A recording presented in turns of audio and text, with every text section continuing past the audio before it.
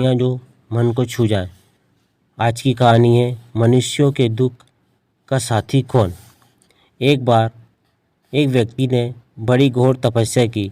भगवान इस कदर प्रसन्न हो गए कि हाथों हाथ वरदान देने हेतु उसके सामने प्रकट हो गए। लेकिन वह व्यक्ति प्रभु के दर्शन से ही इतना अभिभूत हो गया कि उसे वरदान मांगने की इच्छा ही नहीं हुई। फिर भी जब भगवान ने उसे फोर्स किया तो उसने एक ही वरदान मांगा कि आप हमेशा हर हाल में मेरे साथ रहें। प्रभु ने वरदान दे दिया और यह तो वाकई चमत्कार हो गया। वह चलना शुरू हुआ तो ज़मीन पर पाँव के 2 की जगह 4 निशान बनने शुरू हो गए। यानी वाकई प्रभु उसके साथ हो लिए थे। वह तो मारे खुशी के झूम उठा, उसकी चाल ही बदल गई। विश्वास के 7वें आसमान पर जा बैठा। वह भगवान 24 घंटे साथ थे और क्या चाहिए। लेकिन कहीं ना कहीं संकेत भी था कि कहीं भगवान साथ छोड़ ना दे। सो इस बात को लेकर वह चौकन्ना भी पूरा रहता था। बीच बीच में वह जंगल में मिट्टी या कीचड़ में चलकर देख भी लिया करता था कि वाकई प्रभु उसके साथ अब भी है कि नहीं। और जैसे ही कदमों की 4 निशान पाता तो वह न सिर्फ आश्वस्त हो जाता बल्कि लगे हाथ उन्हें धन्यवाद भी दे देता। वैसे उसका हंसता खेलता परिवार था। आर्थिक रूप से भी वह खाते पीते काफ़ी सुखी था। कहने का तात्पर्य आदमी न सिर्फ प्रभु का सच्चा भक्त मात्र था बल्कि जीवन भी उसका भरा पूरा और खुशहाल था।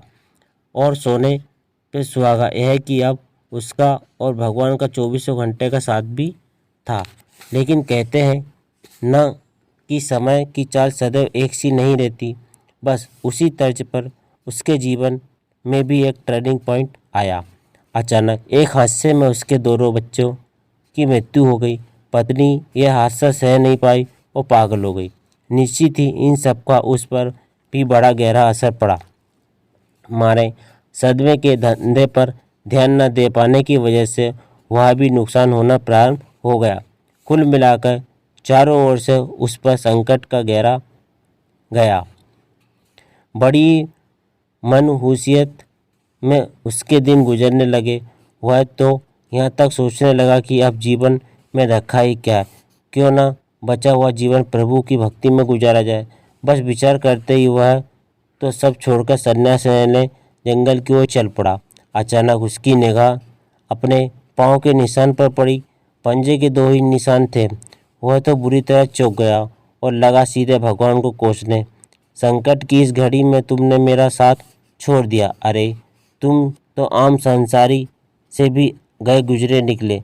तुम पूजा के लायक ही नहीं। लेकिन सन्यास, इससे तो मैं अपनी दुनिया में ही भला हूँ। यह सुनते ही उसके भीतर विराजमान प्रभु ने प्रकट होते कहा, बस तुम अकारण पंजे के 2 निशान देखकर भ्रमित हो रहे हो। तुम्हारे दोनों पुत्र मर गए, पत्नी पागल हो गई।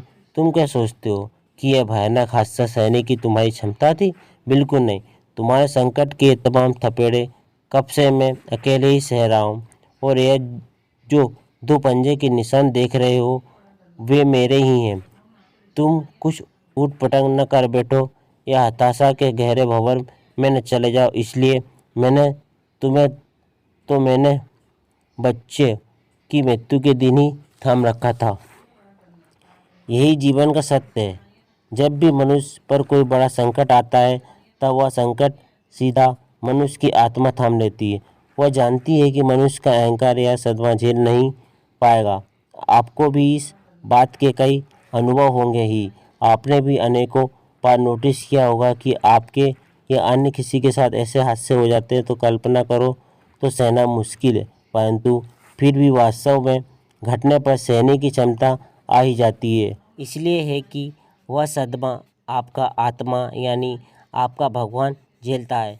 जो हर हाल में स्थिर रहने की स्वभाव वाला है, उसकी यह स्थिरता आपको पहुंची चोट को सॉफ्ट कर देती है और यह सॉफ्ट चोट आप सह जाते हैं। बताओ भगवान इससे ज़्यादा आपके लिए क्या कर सकता है।